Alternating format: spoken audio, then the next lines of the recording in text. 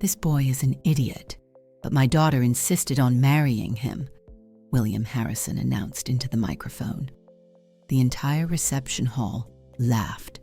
200 people, his rich friends, business partners, country club members, all laughing at my son, on his wedding day. Daniel's face went red. His new bride Jessica looked embarrassed but said nothing. The Harrisons had been treating my son like dirt for months, and I'd stayed silent, kept the peace, didn't want to ruin Daniel's happiness. But this, humiliating him in front of everyone, on the happiest day of his life? I stood up, walked to the microphone. William smirked at me, this poor, simple woman in her modest dress. Mrs. Chen, did you want to say something? I smiled. Yes, William. I want to tell everyone who your son-in-law really is and who his mother really is, since we're sharing opinions tonight.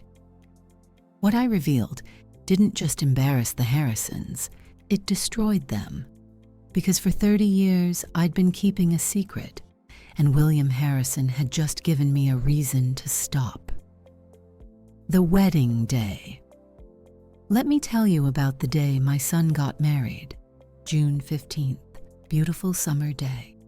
The Harrison estate in Connecticut, 15 acres of manicured grounds, a mansion that looked like something from a period drama, gardens that probably cost more annually than most people's mortgages.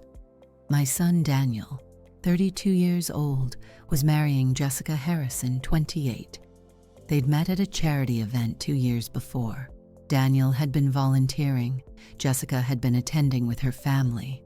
Love at first sight, Daniel said. A fairy tale romance. I'd had my doubts from the beginning, not about Jessica herself. She seemed kind enough, if a bit sheltered. But her family, the Harrisons, old money Connecticut. William Harrison ran a financial services firm his grandfather had founded.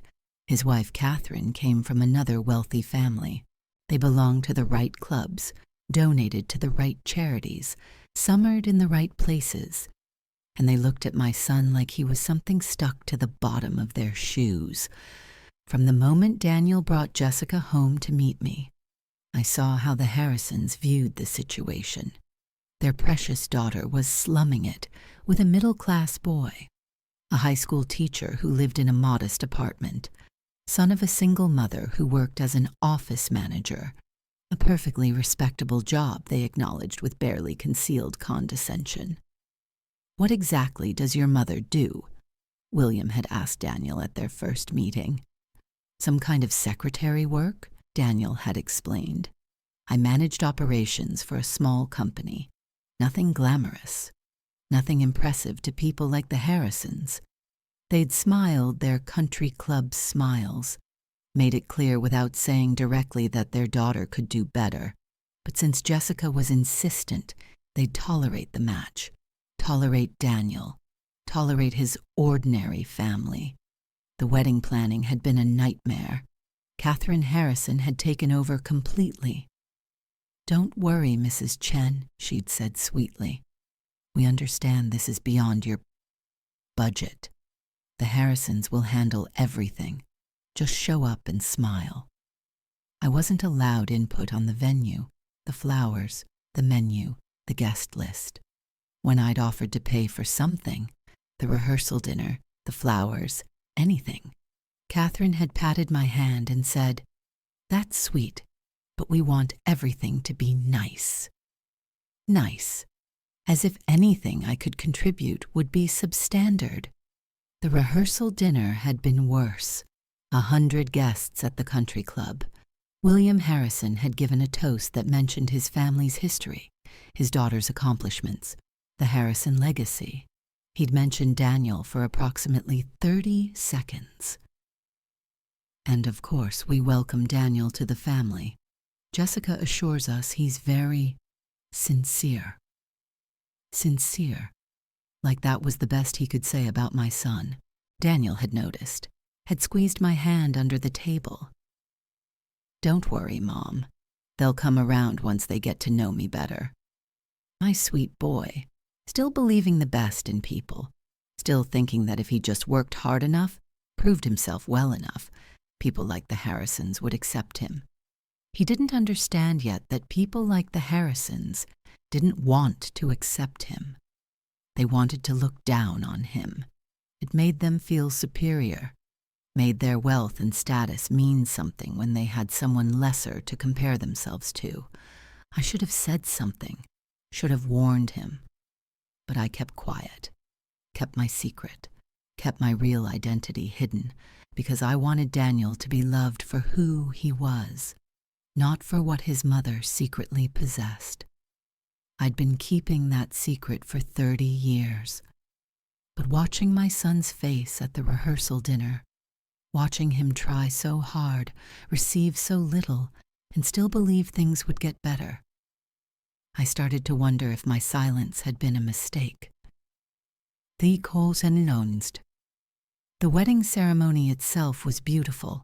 I'll give the Harrisons that. No expense spared. A string quartet, thousands of roses, a dress that probably cost more than my car. Jessica looked lovely. Daniel looked happy.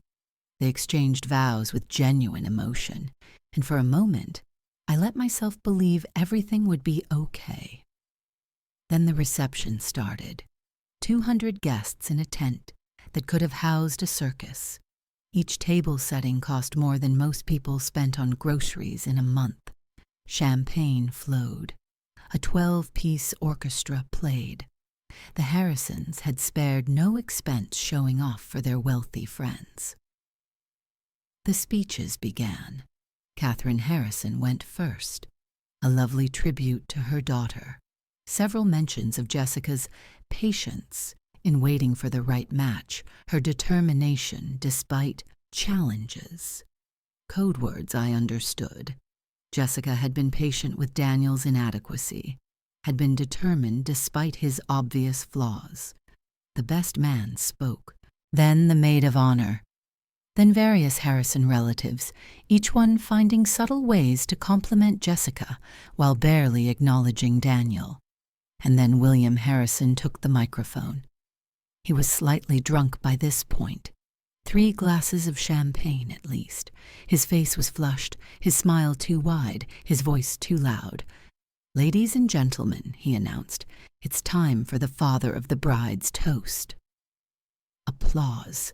Clinking glasses. The Harrison crowd loved their patriarch. Now, I want to say a few words about my daughter. Jessica has always been particular. She knows what she wants, and she doesn't settle. Gets that from her mother. Laughter from the audience. Catherine smiled graciously. When she first brought Daniel home, I'll admit, I had my concerns. William's eyes found Daniel, found me. Something cruel flickered in his expression. I thought to myself, William, this boy is, well, let's be honest. This boy is an idiot. He laughed, like he'd just told a hilarious joke. The audience laughed too. Nervous, uncertain laughter from some, genuine amusement from others. The Harrison friends who had spent months hearing William mock his daughter's choice. But my daughter insisted on marrying him. What could I do? William shrugged dramatically. When Jessica wants something, Jessica gets something, even if it's a school teacher from... He waved vaguely in my direction. Wherever school teachers come from. More laughter, louder now. The wealthy guests were enjoying this, enjoying the spectacle of a rich man mocking his son-in-law at the man's own wedding. I looked at Daniel. My son's face had gone pale, then red, then a kind of gray I'd never seen before. He was gripping his napkin so tightly his knuckles were white. His jaw was clenched. His eyes were bright, holding back tears. Rage? I couldn't tell. Jessica, sitting beside him, had an awkward smile frozen on her face. She said nothing, did nothing. Just sat there while her father called her husband an idiot in front of everyone they knew. But hey, William continued, at least he seems like a nice enough kid. follows instructions well, and my daughter seems happy. So let's raise a glass to the happy couple." He lifted his champagne. "To Jessica and— what's his name?" Laughter. Applause. The Harrison crowd thought it was hilarious. Daniel looked at his bride, waiting for her to say something, to defend him, to show that she didn't agree with her father's cruel words. Jessica patted his hand absently. "He's just joking, honey." Just joking. That's all it was, a joke. Except Daniel wasn't laughing. I wasn't laughing. And the look on William Harrison's face wasn't the look of a man telling jokes. It was the look of a man asserting dominance, reminding everyone, including his new son-in-law, of exactly where Daniel stood in the Harrison hierarchy, at the bottom, below even the servants. Something inside me snapped. 30 years of silence. 30 years of letting people underestimate me. 30 years of watching my son grow up believing we were ordinary, because I wanted him to be kind, humble, and grounded instead of spoiled by wealth. 30 years ended in that moment. The secret. I should tell you the truth about who I am. My name is Margaret Chen, but 30 years ago I was Margaret Wu, daughter of Richard Wu, founder of Wu Technologies. You might have heard of Wu Technologies, and it's now a $3 billion company, one of the largest tech firms in the Pacific Northwest. My father built it from nothing, grew it into an empire, and when he died 15 years ago, left controlling interest to his only child, me. I am not an office manager. I am the majority shareholder and chairwoman of Wu Technologies. I own 51% of a company worth $3 billion. My personal net worth, though I hate reducing life to numbers, is approximately $1.6 billion. That's billion with a B. The Harrison family fortune, William's financial services firm, his grandfather's legacy, his country club status, worth maybe $40 million, or it's perhaps $50 million if you count the estate and the art collection. I could buy his entire legacy with my pocket change. But no one knew this. Not Daniel. Not the Harrisons. Not anyone at this wedding. I'd kept my wealth hidden since Daniel was born, had raised him in a middle-class neighborhood, sent him to public schools, let him earn his own way in the world. I'd wanted him to develop character, not entitlement, to learn that hard work and kindness mattered more than money and status. And he had developed that character. My son was kind, genuine, hard-working. He taught high school history because he loved helping young people understand the world. He volunteered at homeless shelters. He treated everyone with respect, regardless of their background. He was everything the Harrisons weren't, which is why they looked down on him. But I'd never planned to keep the secret forever.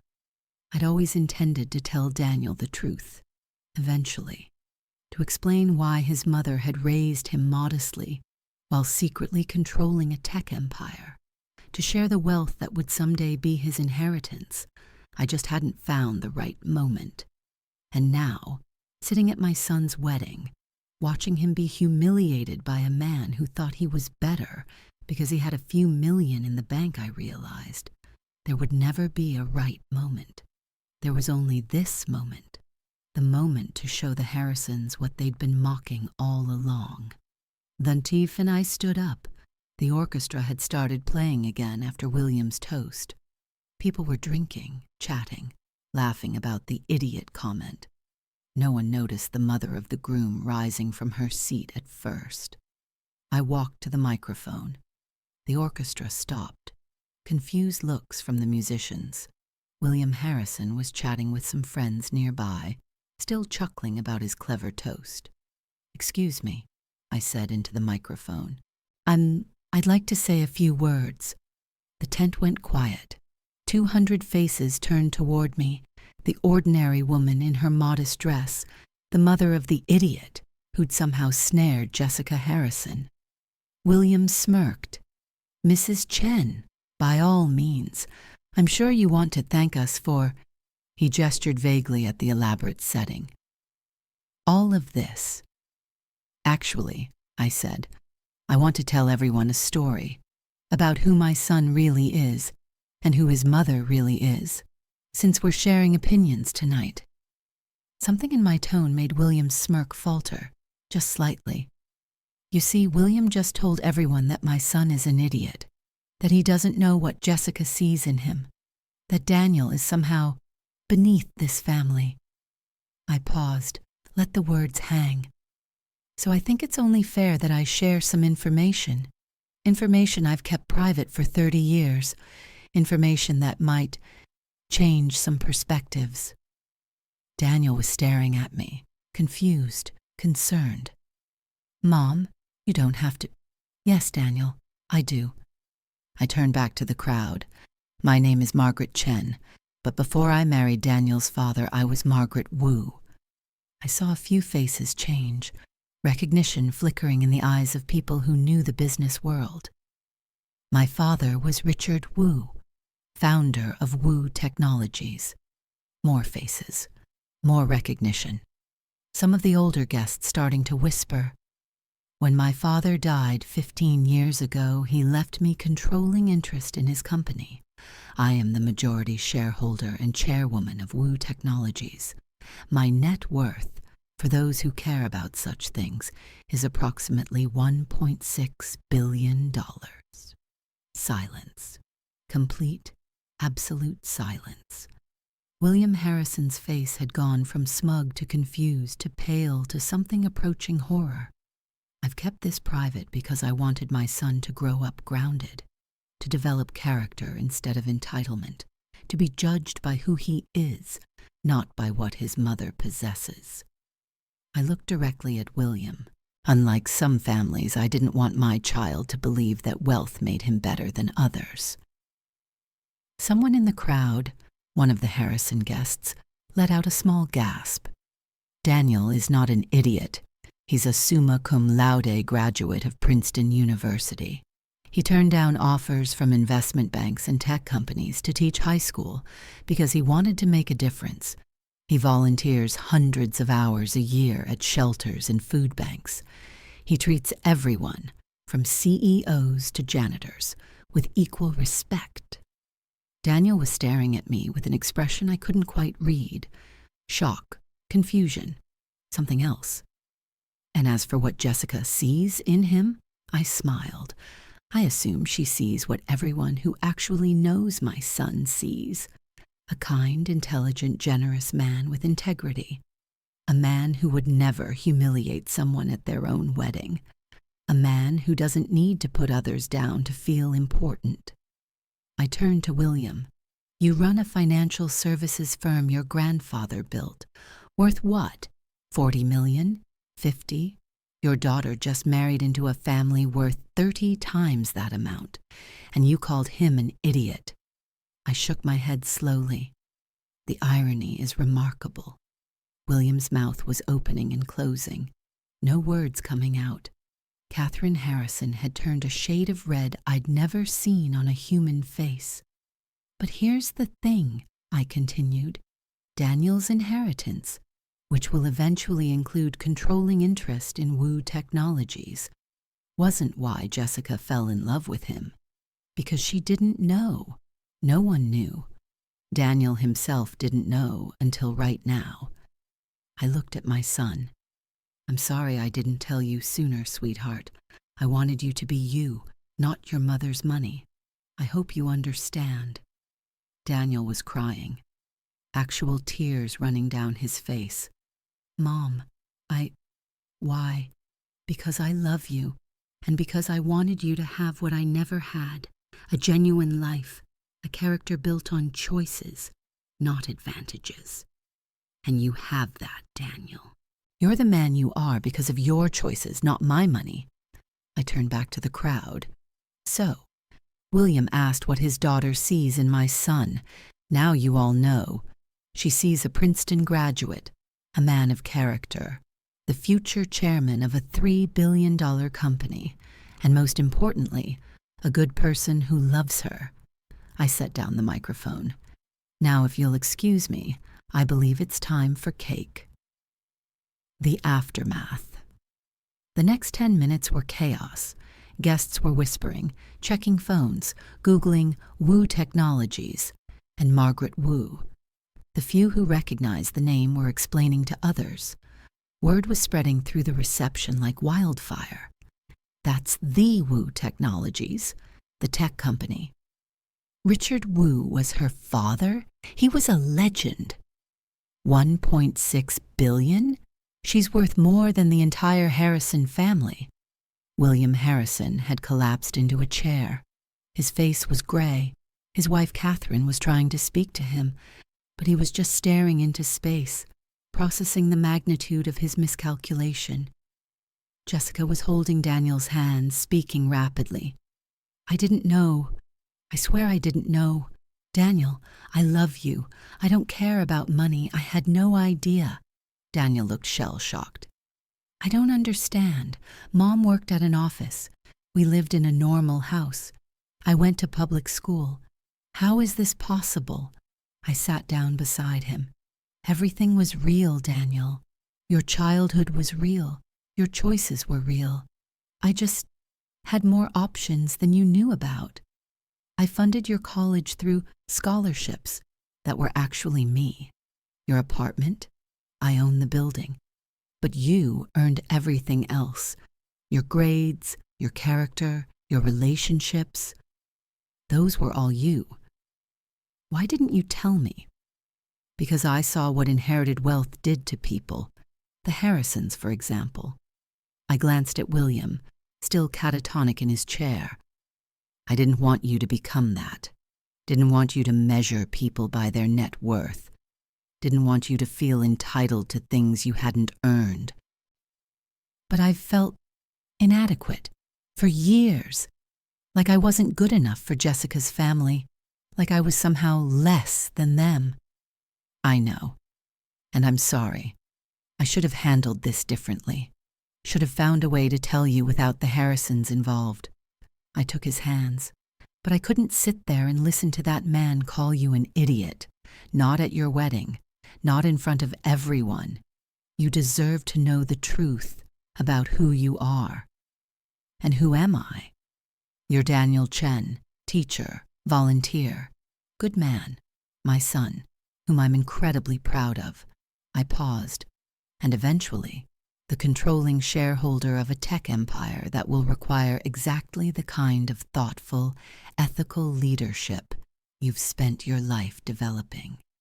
Jessica was crying too now. Daniel, I'm so sorry.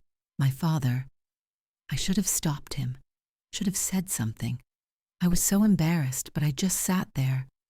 Daniel looked at his bride. Did you know any of it? No, I had no idea. I fell in love with a teacher who volunteers at homeless shelters. That's who you were to me. That's who you are to me. But your father called me an idiot in front of everyone, and you said he was just joking. Jessica winced. I know. That was wrong. I was trained to never contradict him publicly, to keep peace in the family. But that's not an excuse. I should have defended you. I'm so sorry. William Harrison had finally recovered enough to approach us. His face was a complicated mixture of emotions, embarrassment, calculation, attempted recovery.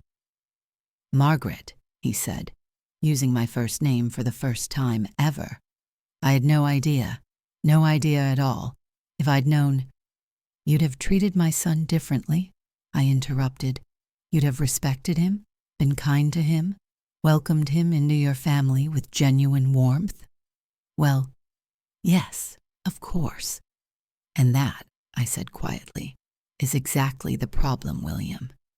You would have treated him differently because of money, not because of who he is, not because of his character or his kindness or his love for your daughter, because of money. William's mouth opened, closed. My son is the same person he was an hour ago. Before you knew about Wu Technologies, he was kind. He was intelligent. He was good to your daughter. but you called him an idiot because you thought he was beneath you financially. I stood up, looked William Harrison directly in the eyes. I've spent 30 years building relationships based on character, not wealth. I know people who have nothing who I'd trust with my life. I know people worth billions who I wouldn't trust with a houseplant.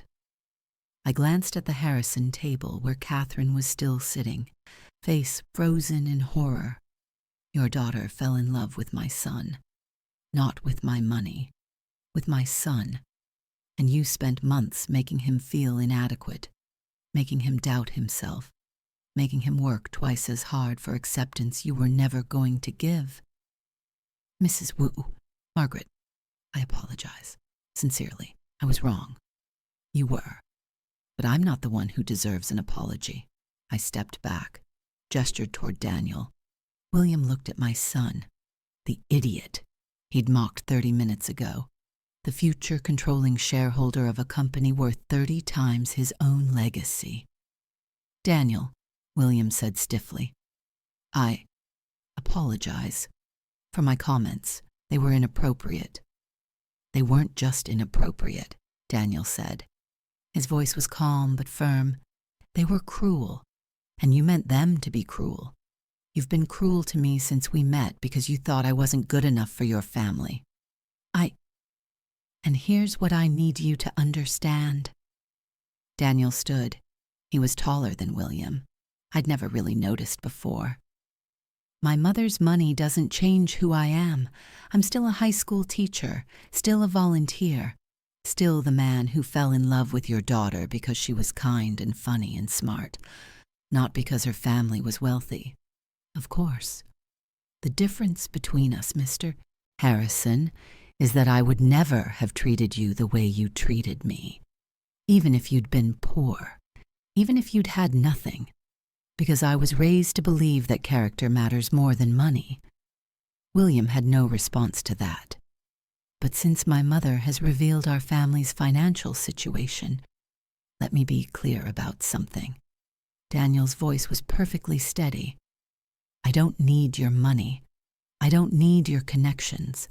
I don't need your approval.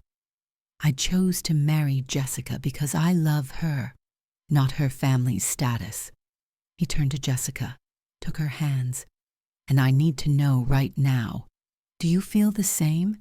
Did you fall in love with me?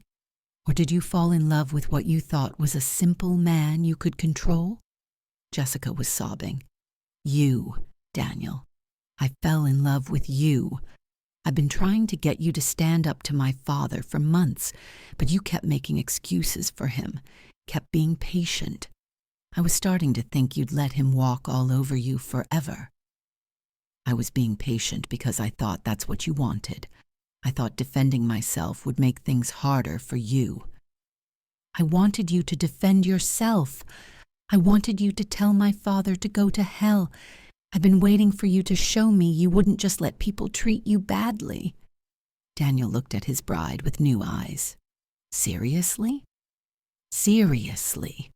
Why do you think I fell in love with a man who teaches high school and volunteers at shelters?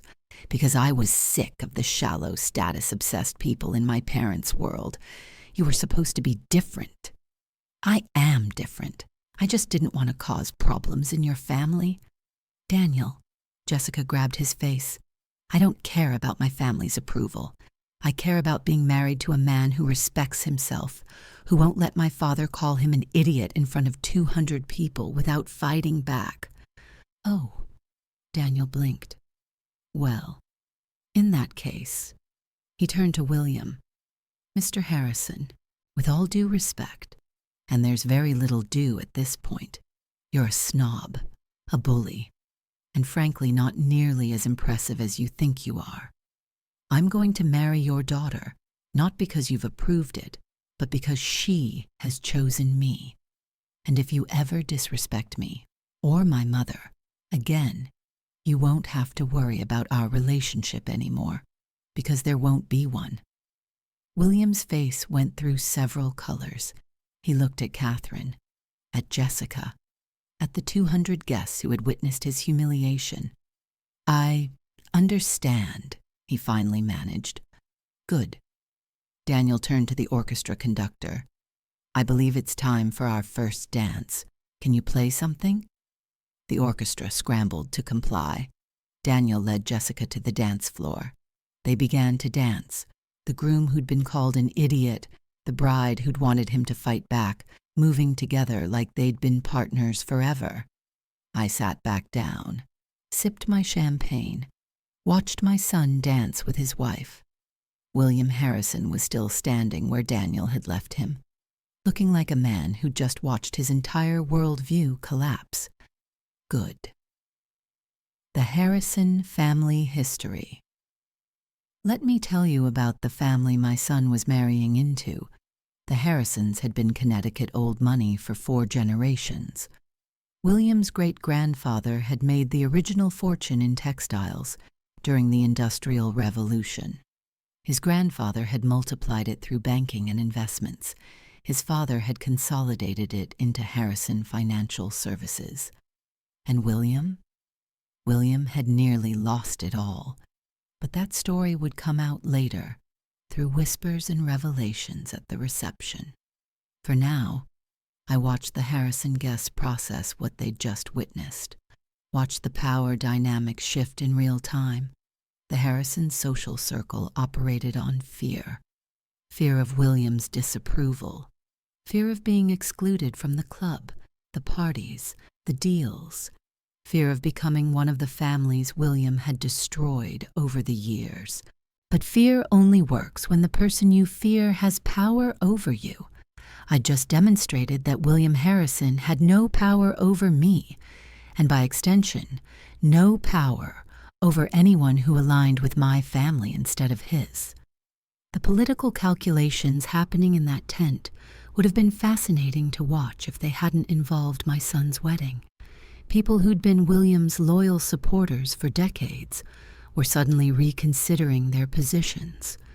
People who'd been terrified of him were suddenly emboldened. One moment of truth had rewritten 30 years of social hierarchy. The real William Harrison. The reception continued, but something had changed. The Harrison guests, the country club members, the business associates, the wealthy friends, were looking at William differently now. The power dynamics had shifted. The man who'd mocked his son-in-law as an idiot had been revealed as the one who miscalculated spectacularly. And then the whispers started. I noticed people checking phones, muttering to each other, looking at William with expressions that weren't just embarrassment. They were knowing, like they'd expected something like this. An hour after my revelation, a man approached me. Michael Brennan, according to his name tag, business partner of someone in the Harrison circle. Mrs. Wu, he said quietly, I want you to know what you did tonight was incredible. William Harrison has been a bully his entire life. He's destroyed people's careers for minor slights, blackballed families from the club for not showing proper respect. Everyone's terrified of him. And yet everyone laughed when he called my son an idiot, because that's what you do with William. You laugh at his jokes. You agree with his opinions. You never, ever challenge him. Unless, Michael smiled, unless you're worth 30 times what he is. I didn't say anything because of money. I said something because he humiliated my son. I know, but the money helps, makes him unable to retaliate. Michael leaned closer. There's something else you should know about William, about how he built his financial services firm. What do you mean? His grandfather founded the company, that's true. But William nearly destroyed it in the 90s. Bad investments, reckless decisions. He was about to lose everything when he married Catherine. Catherine's family bailed him out? Exactly. The Langfords were worth 3 times what the Harrisons were. Catherine's father saved William's company in exchange for Catherine marrying him. It was essentially an arranged marriage. I processed this. So William Harrison, who looks down on my son for not being wealthy enough, was saved by marrying into money himself? Worse than that. Catherine's father wanted a son-in-law who would manage the family investments. William had the company infrastructure. It was a business deal, and William has spent the last 30 years pretending it was his success, when really he just married well. That's remarkably ironic. It gets better, or worse, depending on your perspective. Michael glanced around to make sure no one was listening. In 1989, William was 32 years old and completely in over his head. His father had died the year before, leaving him running a company he'd never actually bothered to learn. He was too busy enjoying the lifestyle, country clubs, parties, status symbols, to understand the actual business. What happened? He made catastrophic investment decisions, trusted the wrong clients, leveraged the company's assets against bad bets. By 1991, Harrison Financial was maybe 6 months from bankruptcy. The family estate was mortgaged. The art collection was being secretly appraised for emergency sale. 4 generations of Harrison wealth were about to disappear because William couldn't stop pretending he knew what he was doing. And that's when Catherine's family stepped in. Edward Langford saw an opportunity. The Langfords had money but not social standing. They were new money by Harrison standards, only 2 generations of wealth. A marriage alliance would give them legitimacy, and it would give William survival. So it was a business deal. Entirely. Edward injected $15 million into Harrison Financial. In exchange, William married his daughter Catherine. It was presented as a love match, of course. They'd met at a party and fallen for each other. But everyone in the inner circles knew the truth. Poor Catherine. She was 24, idealistic, believed she could fix William, thought if she just loved him hard enough, he'd become someone worth loving. Michael shook his head. 32 years later, she's still waiting. And tonight, I think she finally realized he's never going to change. What the guests were saying. I circulated through the reception after Michael's revelations, listening to conversations I wasn't supposed to hear. Did you see her face when she mentioned the $1.6 billion? She wasn't bragging. She was just stating facts. William must be dying inside. He spent years calling that boy mediocre, and the boy's family could buy our entire neighborhood. I always thought there was something about Mrs. Chen, too composed, too unbothered by William's snubs. Now I understand why. This changes everything. If Daniel Chen is going to control Wu Technologies someday, we need to be on good terms with that family. Forget good terms. We need to apologize for every time we laughed at William's jokes about his son-in-law. The political repositioning was happening in real time. Families who'd been loyal to William for decades were suddenly calculating new alliances. People who'd been afraid of him were discovering their courage. And William? William had retreated to a corner of the tent with a glass of whiskey, watching his social empire crumble. I almost felt sorry for him. Almost. Then I remembered my son's face when William called him an idiot. Remembered all the months of subtle and not-so-subtle put-downs. Remembered the way Jessica had been trained to stay silent while her father bullied the man she loved.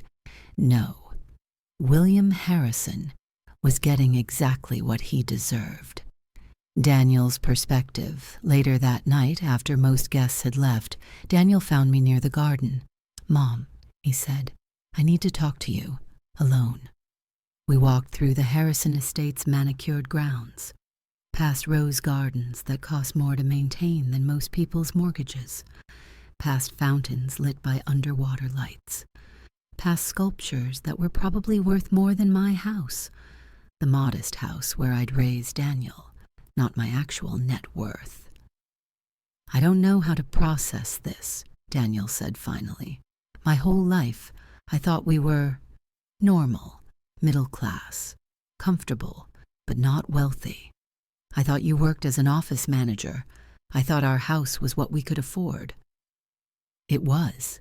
That house is what I wanted to afford, what I chose to afford. But you could have chosen anything.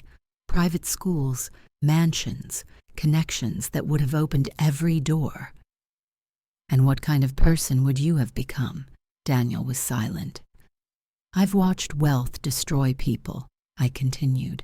Children who never learned to struggle, adults who measure everyone by net worth, families torn apart by inheritance disputes. I didn't want that for you. So you lied to me for 30 years. I concealed certain facts to protect you. That's still lying, Mom. You're right, it is. I stopped walking, faced my son.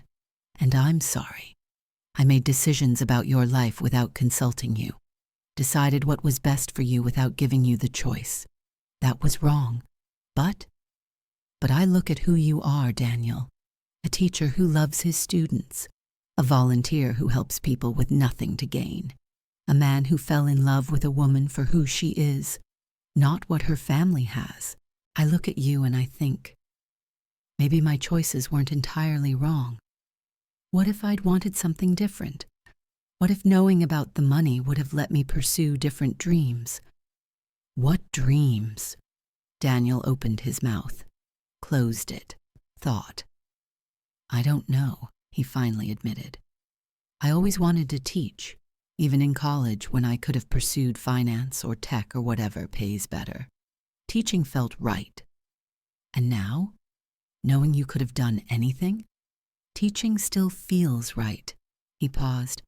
But I'm angry, Mom. I spent years feeling inadequate around Jessica's family, thinking I wasn't good enough, working twice as hard to prove myself because I thought I had to earn their respect. Did you need the money to earn their respect? No. Apparently, I needed the money to make them fear me, which isn't the same thing at all. Exactly. I took his hands. Daniel, the Harrisons will never respect you. Not really. They don't respect anyone. They fear people with more money and despise people with less. That's not respect. That's calculation. Then why did you reveal everything tonight, if their approval doesn't matter? Because their disrespect matters. Because watching my son be humiliated at his own wedding was intolerable. Because William Harrison needed to understand that he'd been mocking someone who could destroy his world with a phone call. Is that why? Revenge? Partly. I was honest with him, but also because you deserved to know the truth, because Jessica deserved to know who she'd actually married, because the lie had served its purpose, and keeping it any longer would only cause more pain. Daniel was quiet for a long moment. What happens now? Whatever you want. You can keep teaching. You can learn about woo technologies. You can do both, or neither, or something entirely different. The money doesn't change who you are, Daniel. It just gives you more options. And the Harrisons? That's up to you and Jessica. They're her family. You'll have to decide together what kind of relationship you want with them. What would you do? I'd give William exactly as much respect as he's given you over the past 2 years, which is to say, none. But I'd be kind to Catherine. She's as much a victim of William's cruelty as anyone, and I'd focus on building a good life with Jessica, regardless of what her family thinks about it. Daniel nodded slowly. I need time to process all of this. Take all the time you need. I'm not going anywhere. Mom? Yes? Thank you for what you said up there, for defending me, for showing everyone who I actually am. You're my son. Defending you is what I do. We hugged in the Harrison garden, billionaire mother and schoolteacher son, while fireflies danced around us and the reception wound down behind us. It was, despite everything, a beautiful night. My father's legacy. Let me tell you about Richard Wu, since his story explains so much about my own. My father came to America in 1958 with nothing but a suitcase, an engineering degree from Taiwan National University, and a determination to build something meaningful.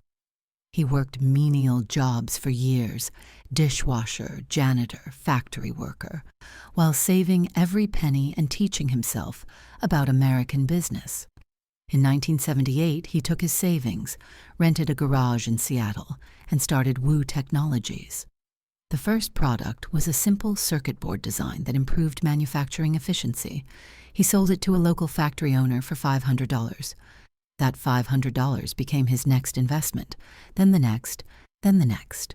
Within 5 years, Wu Technologies was worth $5 million. Within 10 years, $50 million. By the time I graduated college in 1988, it was worth $200 million.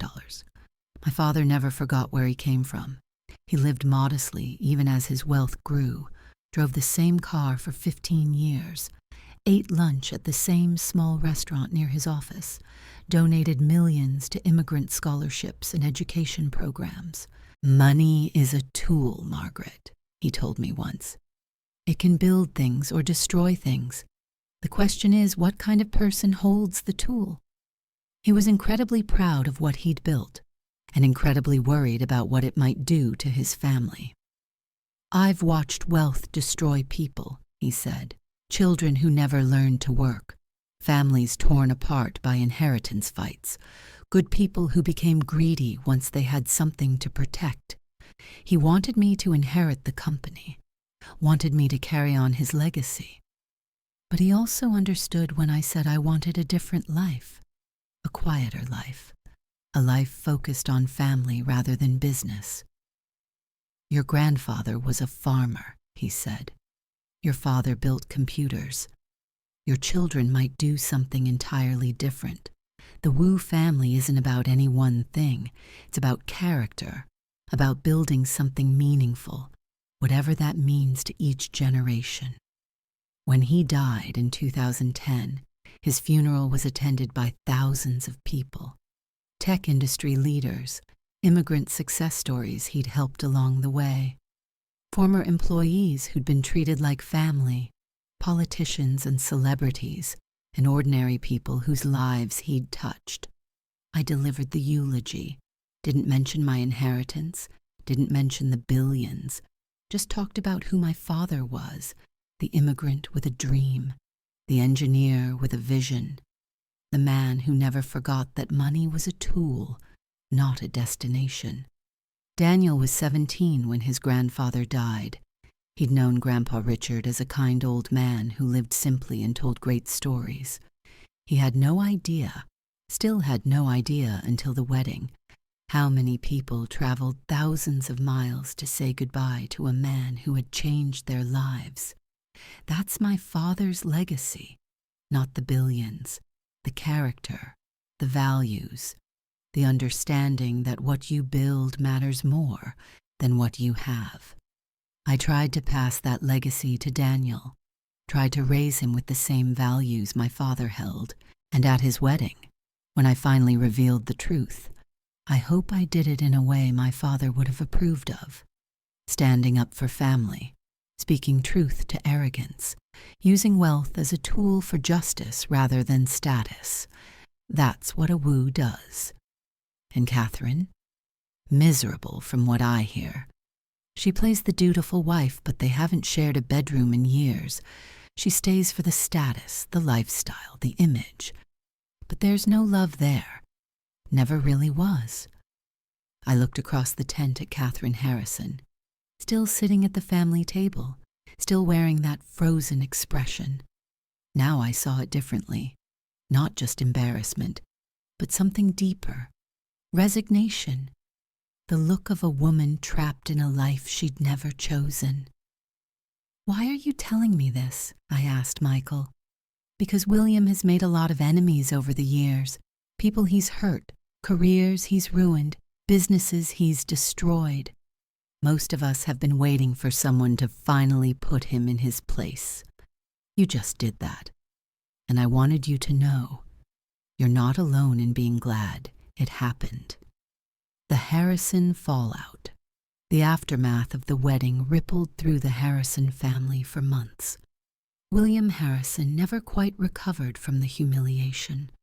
His carefully constructed image, the successful businessman, the respected patriarch, the man whose approval everyone sought, had been shattered in front of 200 witnesses.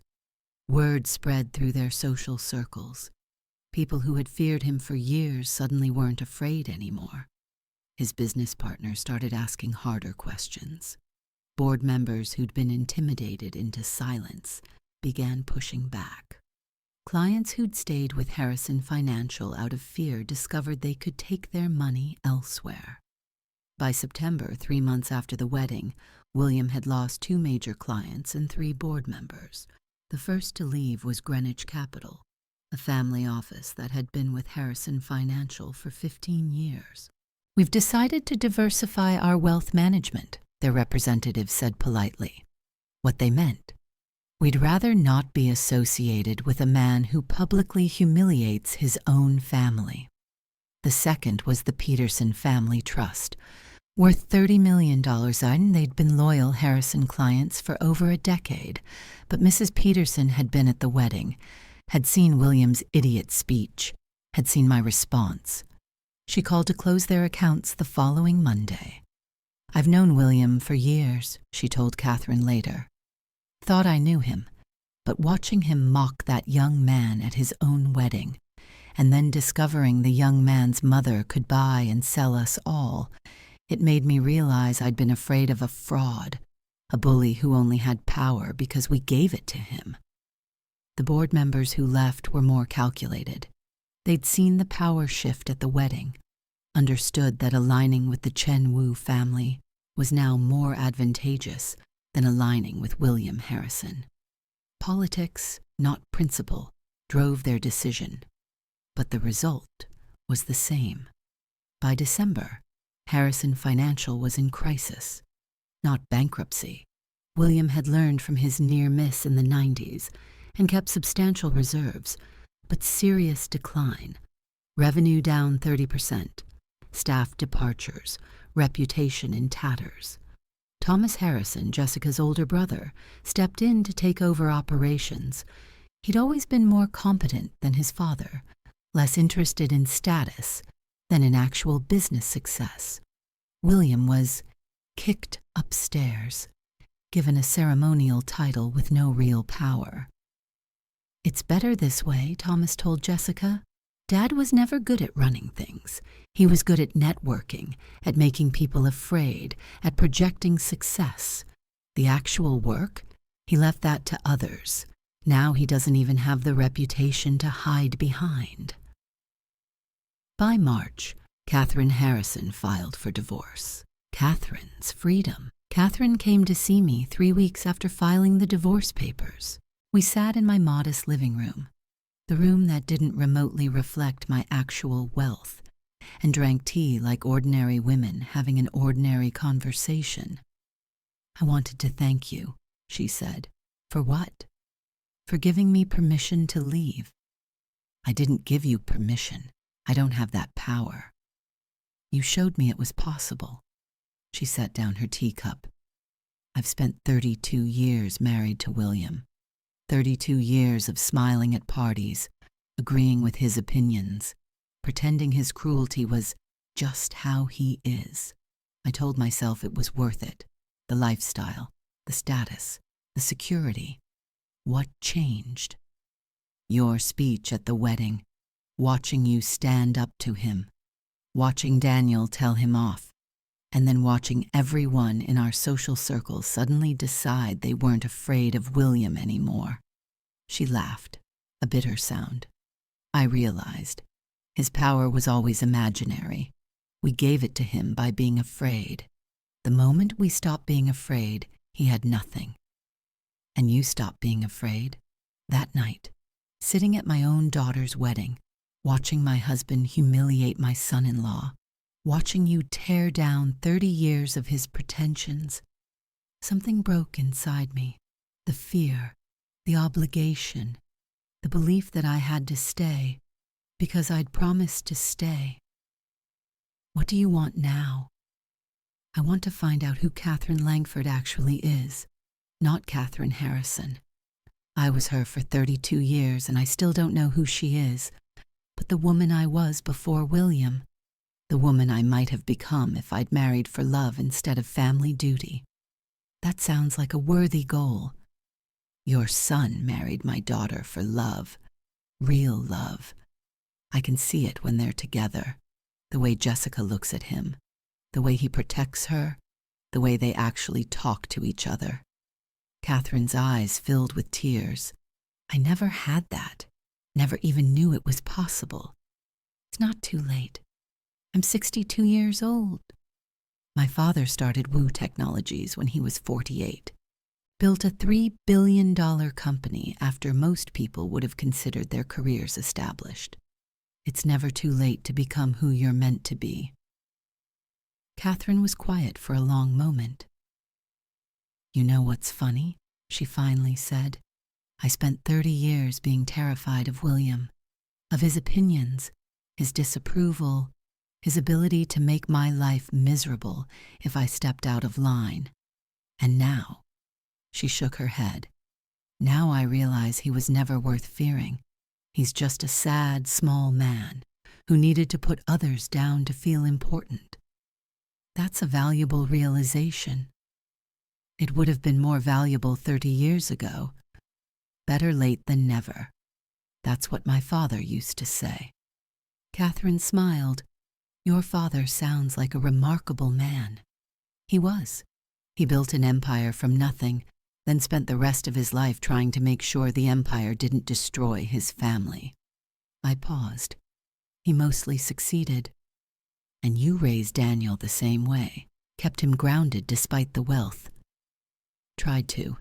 I'm still not sure I made all the right choices, but I look at who Daniel became, and I think, maybe it worked out.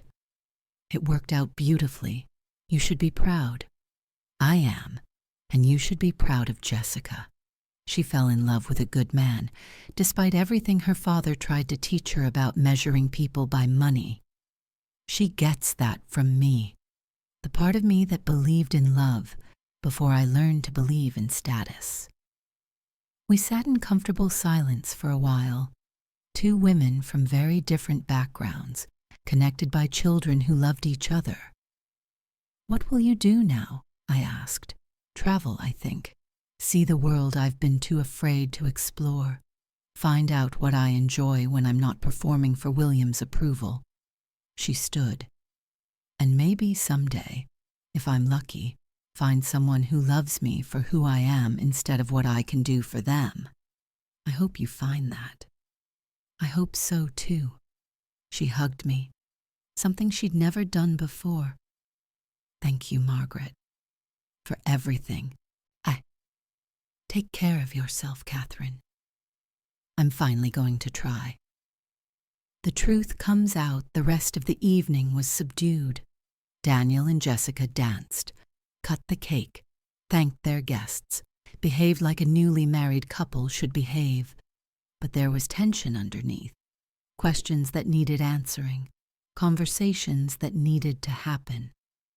William Harrison disappeared somewhere around 10 o'clock. I later learned he'd gone to his study and started drinking seriously. Catherine made excuses for him. William isn't feeling well. The excitement, you know. The excitement of being publicly humiliated after publicly humiliating someone else. I left around 11, after hugging Daniel goodbye. We need to talk, he said, about everything, the company, the money, why you kept this secret. I know. Come for dinner tomorrow. We'll talk as long as you need. I'm not angry, Daniel said. I need to understand. I'll explain everything. I promise. Jessica hugged me too. Thank you, she whispered. For what you said about Daniel. He needed to hear it, and my father needed to hear it even more. Take care of my son. I will. And Mrs. Wu, thank you for raising him to be who he is. I know it wasn't easy. keeping him grounded when you could have given him everything. The hard part was watching him struggle and not stepping in, but it was worth it. I went home that night to my modest house, the house where I'd raised Daniel, the house that didn't remotely reflect my actual net worth. I sat in my living room, looked at photographs on the walls, Daniel as a baby, Daniel graduating high school, Daniel at Princeton, Daniel starting his teaching career. He'd built a life based on his own choices, become a man of character and kindness, married someone who loved him for who he was.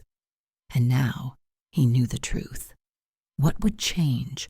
How would he handle the revelation that his ordinary mother was actually a billionaire?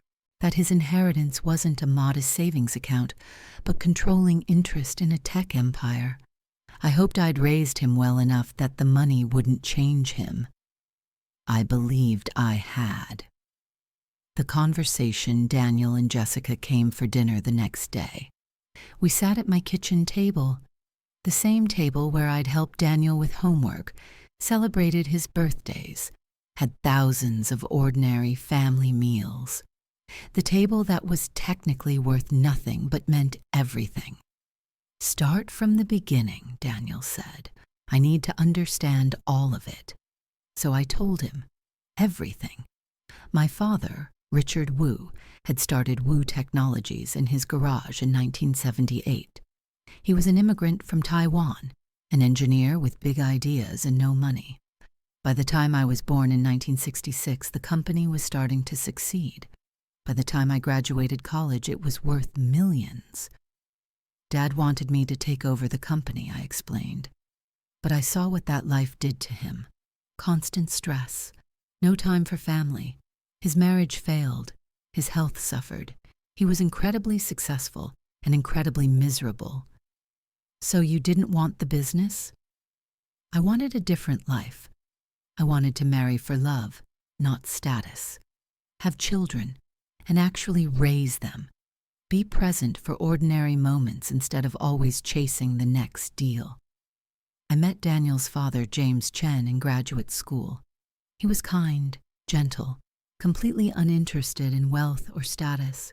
We fell in love, got married, had Daniel. I asked my father to keep my inheritance private, to let me live as Margaret Chen, not Margaret Wu. He didn't understand, couldn't understand why I'd choose ordinary life over wealth and status. But he agreed. He set up trusts that managed my inheritance quietly. I received income, owned shares, attended board meetings, but publicly, I was just an office manager. What happened to my father? Daniel asked. He died when you were 3. Car accident. Sudden and terrible and impossible to process. I paused. After that, I decided to raise you the way James would have wanted, with values instead of money, character instead of status. He believed so strongly that wealth corrupted people, that children raised with too much became entitled, shallow, disconnected from real life. So you kept me in the dark, my whole life. I kept you grounded, let you earn things, let you fail and learn and grow without the safety net of billions of dollars. And look who you became, Daniel. A man who teaches because he loves it, who volunteers because he cares, who married a woman for love, not money. I could have made different choices if I'd known, applied to different schools, pursued different careers. Would you have been happier? Daniel was quiet. Jessica squeezed his hand. I don't know, he finally said. Maybe not, but I would have had the choice. You're right, and I'm sorry. I made a decision about your life without consulting you. I thought I was protecting you, but I also took away your agency. That was wrong. What happens now with the company? I explained the structure, the trusts, the board of directors, the succession plan that had been quietly in place for decades. When I die, hopefully not for a long time, You'll inherit controlling interest in Wu Technologies, 51% of a company worth approximately $3 billion. But I'd like you to start learning about it now, attending board meetings, understanding the business. You don't have to give up teaching. You can do whatever you want, but you should know what you'll be responsible for. That's a lot to process. Take your time. There's no rush. The company has excellent leadership. It doesn't need you to run it day to day, but eventually the big decisions will be yours. Jessica spoke up. Mrs. Wu, Margaret, can I ask something? Of course. Why didn't you tell Daniel when we got engaged? When my family started? When my father started treating Daniel badly? Because I wanted the Harrisons to show their true colors. I wanted Daniel to see exactly who they were before committing to your family. I paused, and I wanted to see how you would respond, Jessica, whether you would defend Daniel or go along with your father's cruelty. Jessica winced. I failed that test. You didn't fail entirely. You fell in love with Daniel for the right reasons, but you're right. You should have defended him more strongly, stood up to your father, shown Daniel that you'd choose him over family approval. I know, and I'm going to do better, starting now. Daniel looked at his wife, at me, at the kitchen table where his entire understanding of his life had just been rewritten. I need time, he said, to process this, to figure out what it means for my life, for our marriage, for everything. Take all the time you need. But Mom, he reached across the table, took my hand. Thank you for raising me the way you did, for letting me become who I am instead of who your money could have made me. I squeezed his hand, felt tears in my eyes. You're welcome, sweetheart. You're everything I hoped you'd become. The Harrison fallout. The aftermath of the wedding rippled through the Harrison family for months. William Harrison never quite recovered from the humiliation. His carefully constructed image, the successful businessman, the respected patriarch, the man whose approval everyone sought, had been shattered in front of 200 witnesses. Word spread through their social circles. People who had feared him for years suddenly weren't afraid anymore. His business partners started asking harder questions. Board members who'd been intimidated into silence began pushing back. Clients who'd stayed with Harrison Financial out of fear discovered they could take their money elsewhere. By September, 3 months after the wedding, William had lost 2 major clients and 3 board members. By December, he'd been forced to step back from day-to-day operations. His son Thomas, Jessica's older brother, took over as CEO. By March, Catherine Harrison filed for divorce. 32 years, she told Jessica. 32 years of pretending to be happy, pretending to approve of everything he did, watching him bully people and saying nothing because I was supposed to be supportive. She shook her head. Your wedding changed something. Watching that woman, Daniel's mother, stand up to him, watching Daniel tell him off, I realized, if they could do it, why couldn't I? The divorce was messy.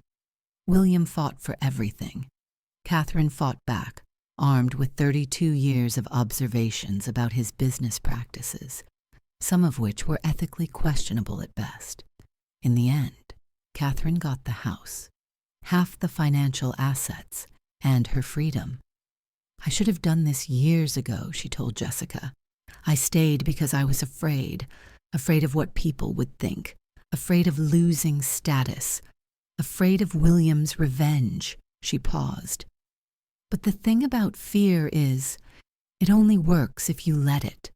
Once you decide you're not afraid anymore, the person who frightened you has no power left. Jessica relayed this to Daniel. They were sitting in their new apartment, paid for with Daniel's teacher salary and Jessica's marketing job, not family money, because Daniel had insisted. My mother is free for the first time in 30 years, Jessica said, because your mother stood up at our wedding and told the truth. My mother is something else, Daniel agreed. She really is. And Daniel, I'm sorry. For all the times my father was cruel and I said nothing. For all the times I should have defended you and didn't.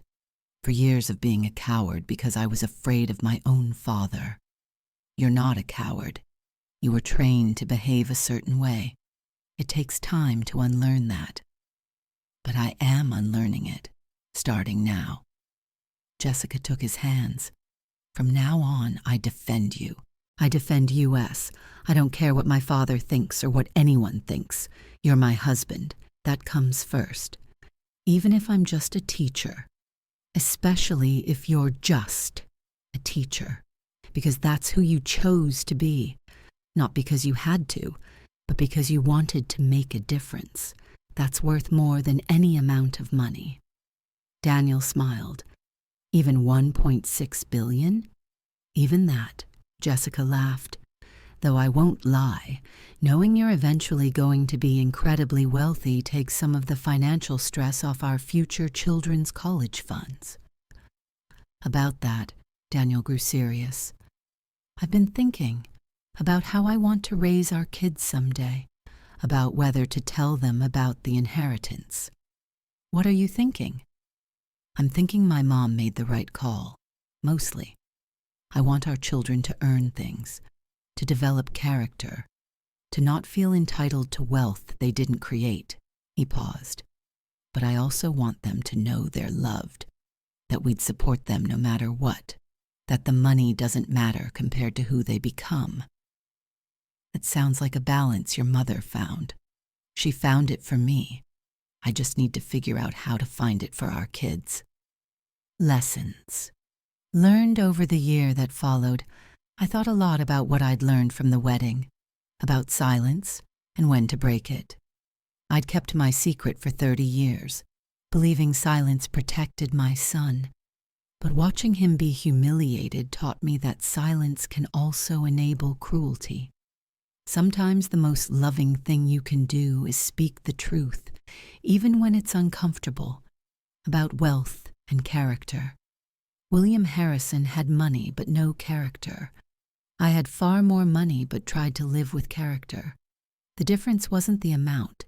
It was what we did with it, how we treated people, whether we used wealth as a tool for good or a weapon for status, about family and choice. Catherine had married William because she felt she had no choice. I'd raised Daniel modestly because I believed choice should be earned. In the end, we all have more choices than we think, but only if we're brave enough to make them. About fear and power. William's power came entirely from other people's fear. The moment that fear disappeared, so did his power. Real power, the kind that matters, comes from within, from character, from being someone worth respecting regardless of what you own. Daniel and Jessica's future. 2 years after the wedding, Jessica told me she was pregnant. A grandchild, I said, tears in my eyes. I'm going to be a grandmother. We wanted to tell you first, Daniel said, before anyone else, because this baby will grow up differently than I did, and we need your help figuring out how. Differently how? They'll know about the money. Eventually.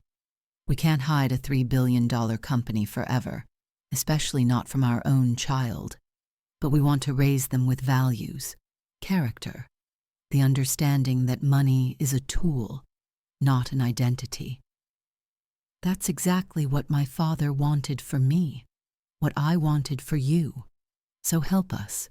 Help us figure out how to raise a wealthy child without raising a spoiled one, how to give them opportunities without giving them entitlement, how to let them know the truth while keeping them grounded. I thought about my father, about his garage in Seattle, about the empire he'd built and the values he'd tried to preserve. It's the hardest thing I've ever done, I admitted, watching you struggle and not stepping in. Seeing you doubt yourself and not reassuring you with money. letting you become your own person when I could have made everything easy. But it worked. I'm who I am because of how you raised me. Mostly. There were mistakes along the way. Things I'd do differently if I could go back. Like what? I'd tell you sooner about the company. Not childhood. You were too young. But college, maybe. Or when you started teaching. I'd give you more time to adjust before dropping a revelation at your wedding. That was dramatic. It was necessary, but the timing could have been better. What else? I'd be more honest about who I was. The office manager fiction was useful but limiting. I had to hide so much of my life from you. Business trips that I called conferences. Meetings that I said were work events. A whole parallel existence you knew nothing about. Were you lonely? The question surprised me. Sometimes, keeping secrets is isolating, but I had you, had my work, had friends who knew the truth. It wasn't as lonely as you might think. I want my child to know me, Daniel said. Really know me, all of me, even the parts that are complicated. Then tell them, when they're old enough to understand. Be honest about the wealth, the responsibility, the complexity, and teach them what matters: character, kindness, hard work. The way I tried to teach you. You did teach me. Then you already know what to do. 1 year later, a year after the wedding, I hosted dinner at my house. Daniel, Jessica, Catherine, now divorced, and she claimed happier than she'd been in decades. Michael Brennan, who had become something of a family friend, and my son's new perspective on life. To family, Daniel said, raising his glass. The real kind. The kind that's based on love and character instead of money and status. To family, we echoed. Daniel had spent the year learning about woo technologies, attending board meetings, understanding the business his grandfather had built and his mother had quietly overseen for 3 decades. He hadn't quit teaching, said he never would, but he was preparing for the responsibility that would someday be his. Jessica had started a new job at a nonprofit, walked away from the marketing firm her father had helped her get into, found something that aligned with her actual values. She was less polished now, less perfect, more real, more happy. Catherine had discovered a passion for travel, was planning a trip around the world. 32 years of doing what I was supposed to do, she said. Time to figure out what I actually want to do. William Harrison wasn't mentioned. He'd become irrelevant, a cautionary tale people told at parties about the dangers of arrogance and the consequences of cruelty. Mom, Daniel said after dinner, when it was just the 2 of us, I want to thank you. For what? For raising me to be the person I am, for keeping your secret until I was ready, for standing up for me at my wedding. He paused. For showing me what real strength looks like. What does it look like?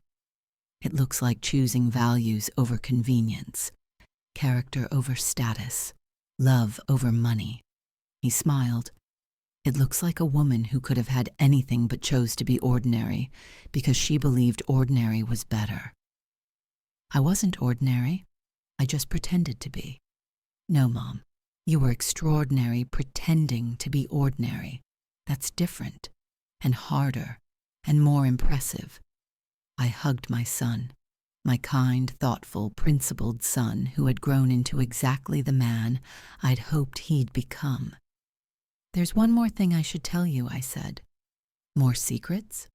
One more. A small one. I pulled back, looked at him. The apartment building where you live? I don't just own it. I bought it specifically so you could live there affordably. The scholarship that paid for Princeton? That was me. The anonymous donor who funded your classroom supplies every year? Also me. Daniel stared. You've been secretly supporting me my whole life. secretly making sure you had what you needed while letting you feel like you earned it. I shrugged. It's what mothers do, just on a larger scale. He laughed, actually laughed. Mom, you're unbelievable. I'm your mother. Being unbelievable is part of the job description. I don't even know what to say. Don't say anything. Just keep being who you are. Keep teaching. Keep volunteering. Keep loving Jessica and building a good life. I paused. And someday, when you have children of your own, keep the secret as long as you need to. Let them become who they're meant to be before the money complicates things. I will. And Daniel, yes? If anyone ever calls your children idiots at their weddings, I expect you to stand up and give a speech at least as good as mine. He smiled. That warm, genuine smile I'd loved since he was a baby. I learned from the best. Epilogue. What William Harrison learned. A few months after the divorce was finalized, I received a letter from William Harrison. Dear Mrs. Wu, I've spent 6 months thinking about what happened at my daughter's wedding, about what I said, about what you said, about everything that followed. You were right. About all of it. I spent my entire life measuring people by their wealth, looking down on anyone who had less than I did, treating people like assets to acquire or liabilities to discard. I thought this made me successful, smart, superior. Instead, it made me cruel and small and ultimately alone. My wife left me. My children barely speak to me. My business partners no longer trust me. I've become exactly what I spent my life avoiding, a man with nothing but money and less of that every day. Your son is a better man than I'll ever be, not because of your wealth, because of how you raised him, because of the values you instilled, because of the character he developed while I was busy teaching my own children to value status over substance. I'm not asking for forgiveness. I don't deserve it. I'm not asking for reconciliation. I doubt Daniel or Jessica would want that. I'm simply acknowledging I was wrong. You were right. And I've spent the past 6 months learning lessons I should have learned 50 years ago. I hope Daniel and Jessica are happy. I hope their children, my grandchildren, if they ever choose to let me meet them, inherit their parents' values instead of mine. And I hope you understand that your speech at the wedding didn't just embarrass me. It changed me. For the first time in my life, someone showed me exactly who I was, and I didn't like what I saw. That's a gift, even if it didn't feel like one at the time. Respectfully, William Harrison. I read the letter twice. Then I showed it to Daniel. What do you think? He asked. I think people can change, sometimes, if they're forced to confront themselves honestly. Do you believe him? I believe he's humiliated and lonely and scared. Whether that translates into genuine change, I shrugged. Time will tell. Jessica wants to see him, says he's her father despite everything, says she needs closure. What do you want? Daniel thought about it. I want him to earn his way back, to prove he's changed, not just claim it. I want him to treat me like a person instead of a status symbol. That's fair. But I also want Jessica to have her father in her life, if that's what she needs. I won't stand in the way of her family. That, I said, is exactly the kind of man I raised you to be. Tahan Tin.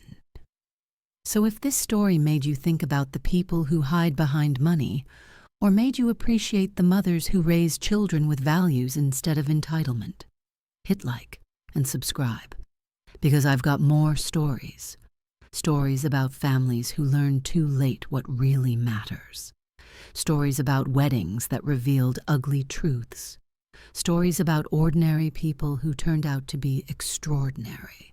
Spoiler alert, character always beats money. always.